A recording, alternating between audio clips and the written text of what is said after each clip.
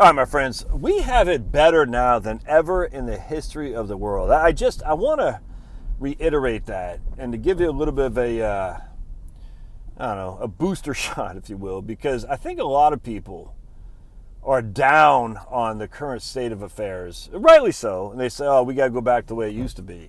And I hear that, I just cringe. The way it used to be when? When do we got to go back to the way it used to be? And I guess whites will say the 50s. I said, really? Really? In the 50s? You were drafted into wars that you did not want to fight. And if you did not go fight these wars, you were sent to prison. You had to go to Canada. You were mocked relentlessly. It was it's worse than getting a dishonorable discharge if you don't take the jabba jabba. 58,007 people died in Vietnam, of which I think 9 were women. Some people went on their own, I grant you. A whole hell of a lot were drafted, and some people volunteered because they didn't want to they knew they were going to get drafted, so they said, I better volunteer to give you a better shake at my MOS, my military occupational specialty, my job, essentially. 58,000. Died in Vietnam. How many people died in the Korean War? For what exactly? How many people died in World War II? For what? To defend the United States? You freaking nuts. World War I. How many people died in that? It's a war among cousins in World War I. The European War it was World War I, which continued on to World War II. Do you not know the history of the World War I purveyors of war? They're incestuous, whatever it is. Crazy. Spanish-American War. Civil War. All this stuff. The vast majority were sent there against their will. I hate to say the vast majority because I can't speak that specifically. A significant amount, I'm going to say the vast majority were sent there against their wishes for sure. Whether or not outright drafting, conscription, or basically browbeaten to go. We know that in particular about World War I. There'd be women going around saying, he's not fighting, he's a traitor. And you'd be looked at just no different than today if you don't take the jabba jabba. You know what I'm saying? It's the same thing.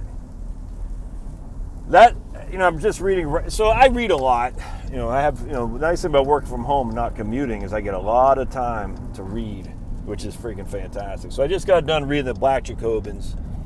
And the amazing thing was not only did how horrible it was for slaves, the African slave. That's freaking horrible. But the actual thing I think is overlooked a lot was in this case, the French soldiers who were sent to Haiti from Bonaparte, and before even Napoleon, to quell the insurrection. How many of those French soldiers wanted to go to Haiti? None. But they had to on behest of the rulers, the fiefdom rulers. You see what I'm saying? The people in charge. And why did they need to go to Haiti? Why did they need to put down the revolution? Well, it was because they wanted to make sure that the Haitian government accepted trade between France and Haiti. They wanted to basically make the elite have more products to sell to the French to keep them elite. It's nuts. So basically, thousands upon thousands upon thousands of French soldiers went to Haiti to quell a revolution, to keep the trade lines free, so the French elite could continue to be wealthy. And many of them didn't die from actual war. They died from the climate in Haiti. Flu, various kind of diseases. So think about it. Here I am, old Josh. I'm farming, doing my thing. The freaking local ward comes by and says, we're going to draft you into our army. And you're like, I'm not going. I got a wife and kids. If you don't go, we're going to freaking rape your wife and kids in front of you, and then we're going to put a bullet in your head. So you go. And then you go to Haiti to die for that French rich man's battle so he can secure his trade routes in which to keep his money flowing in. And you're going to tell me it's worse now than then? Hell no. Never mind, again, all the conscripts for all the various wars that we fought in the United States. Never mind, England sent expeditions to Haiti. U.S. sent expeditions to Cuba, Mexico, all these places. And so we're just talking about the men who died. Never mind all the amounts of men who got injured. If you think about the song, the Pogues have done, off the top of my head, Eric, I can't remember his name, who had written the song Waltzing Matilda. The Pogues had done a version of it, which I love. Eric, I'm drawing a blank what his name was, Eric something, but he had written the words to the Waltzing Matilda that the Pogues have done. And you're just sitting there, it's about a guy who survives the expedition into Australia against the Turks. And then he's sitting on a stump as the old World War, or the old veterans walk by, and he's lost his legs. And you hear some kids saying, "What are we doing? Why are we doing this?" And he's, no one remembers, but yet he doesn't have his legs. It's chilling. You think he was sent there voluntarily? Hell no. It's just, I hear all these people say, "Oh man, we got to bring it back to the old days." Like, so the 50s, even if you're white, man, you still got conscripted to go to serve wars to benefit the elite. If you're black, you couldn't even, you still got conscripted and you couldn't vote. And you had no rights. So, when would it be like better in the past for freedom? It hasn't been. You're not being conscripted. And look, I don't expect there'll be a draft. The Democrats will draft it just as quickly as the Republicans will. The Democrats will draft you to fight the Hungarians or something like that. The draft is coming. It's not here now, and they get you by, like Biden was saying, it's a patriotic duty to get the jabba jabba. This is how all scoundrels do. Look, I fell for it so many times myself. I'm embarrassed. I did. I was about ready to volunteer to sign up for the war in Iraq or Afghanistan. I was so hot to trot that we got to get them over there before they come over here. All based on a lie, turns out. And they don't care. They didn't care. So, but at least I had the option not to sign up for that. You see what I'm saying? At least I had the option to say no, even though I was going down to the recruiter. I was talking about it, and he said, "Yeah, we just got to send you to Richmond to get your piss test done and all that, and we'll get you re-up." Crazy. Thankfully, I had a grampy who was said, "Man, war's a young man's battle." I said, you got 2 kids, man. You can't leave them behind without a dad." And that's exactly what happens in war. The men die. The women get left alone with the children, and the woman then, who takes care of them when the fiefdoms are running everything via their cartel of crime, the criminal cartel, who takes care of everything? Yeah, so the women say, "Look, I just need food for little Johnny. I'll do whatever I got to do because my husband's not here to protect me." And you got men that are coming down the pike who they don't have my best interests at heart, if that makes sense. I don't want to hear that we're freer now.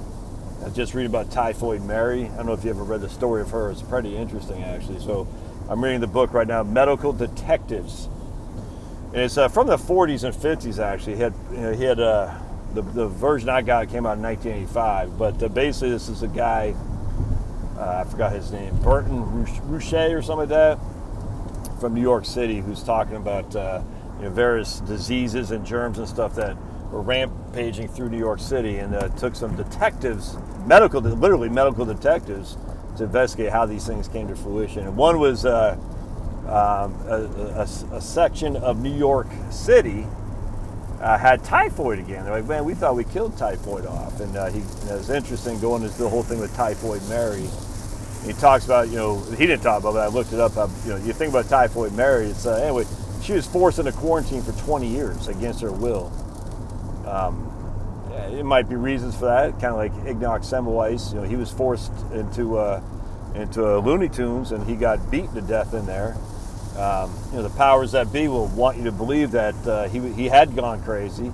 He might have had some Alzheimer's or whatnot. And the same thing with the powers that be would lead you to believe that Typhoid Mary was not repentant on her, her causing typhoid amongst the people that she was working for. No, that's what the powers that be say. Maybe. I don't know. I wasn't there, but either way, she was forced into involuntary quarantine for 20 years. It's crazy. It turns out what happened with Typhoid Mary, well, she didn't wash her hands. Shocking when she was cooking for rich people. They didn't know enough about hygiene to wash their hands. Same thing that happened with Enoch Semmelweis. He goes, wash your freaking hands, people. And of course, they didn't want to hear that, the powers that be. The point being is my man, Medical Detectives, talks about typhoid. He talks about all these different diseases that happen and how basically people are set up against their will. They're sent into quarantine camps and stuff. You know what I'm saying? So while Australia's nuts, I mean, Australia's obviously full fascist. We're not like that here. Yeah, they're forcing, in some regard, jabbas, but you still have a right not to take it. They're not going to freaking send you a quarantine camp. I mean, those times might be coming, but they're not here now. So don't look back to the past as this glorious thing.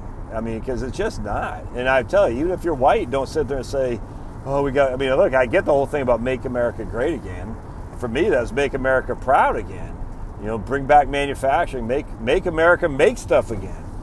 But, you know, at the end of the day, there were groups of people who were sent into intern camps under Democrats, who were sent into slave camps under Democrats, who didn't have the right to vote under Democrats. You see what I'm saying?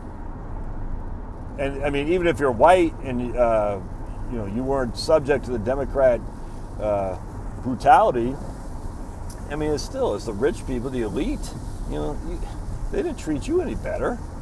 You see what I'm saying? I mean, you still were an odd man looking in.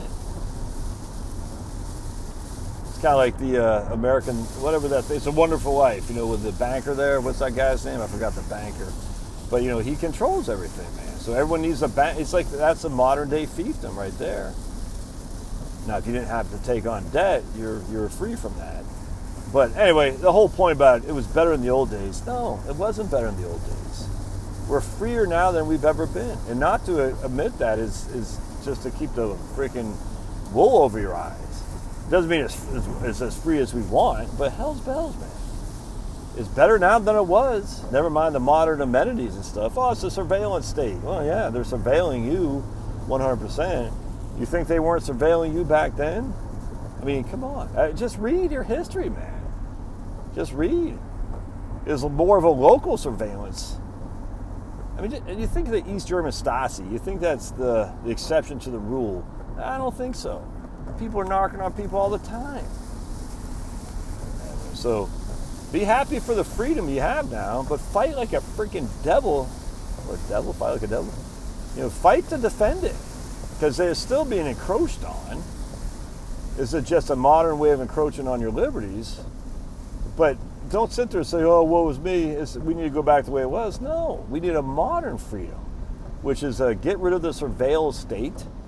You know what I'm saying? Now, as I sit there on my phone, I mean, I'm being surveilled on my phone. You know that. I know that. Everybody knows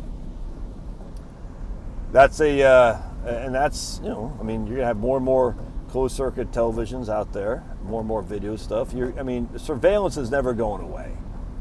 So you deal with it as you can to the best of your ability.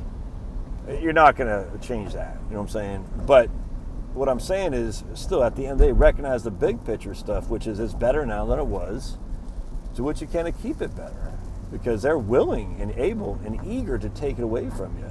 You think Joe Biden doesn't want you in a quarantine camp? Hell, of course he does. But don't sit there and think Marco Rubio doesn't. Hell, Marco Rubio would be the first guy to sell your soul for rock and roll too, as long as it increases his political circumstance. Give me a break. He just won't say it out loud because he's not as dumb as Biden and Kamala Harris, and he doesn't have the media. But give me a break, man. Don't think just because your guy's in charge with an R that the surveillance state will go away and that quarantine camps aren't right around the corner. You know, some of the biggest freaking salesmen of the jabbas were ours, starting with Trumpster. Rick Perry wanted to mandate that little girls got HPV vaccine. So don't think just because they have an R, you're removed from worrying about the tyranny of the establishment. It's here. It's just better than it was. So let's keep like that. I will see you.